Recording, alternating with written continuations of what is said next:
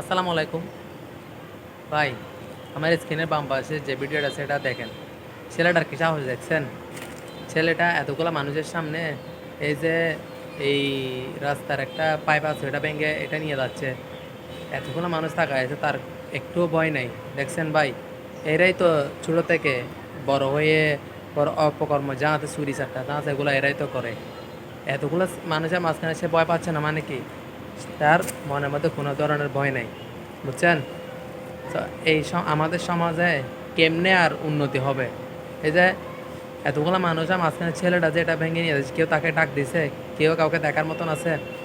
কেমনে আমাদের সমাজ পরিবর্তন হবে? কেমনে আমাদের সমাজ উন্নত হবে? একটা ছোট ছেলে এই কাজটা যে করতেছে তাকে তো অন্তত একটু ডাক দেওয়া উচিত ছিল। যে যার মতো যাচ্ছে, যার মতো আসছে, কেউ কাউকে বলার মতো নেই। তো দিন শেষে আমাদের সমাজে চুরি চাট্টাগুলো এদের কারণে বাড়ে। ঠিক আছে, সবাই ভালো থাকবেন, ধন্যবাদ।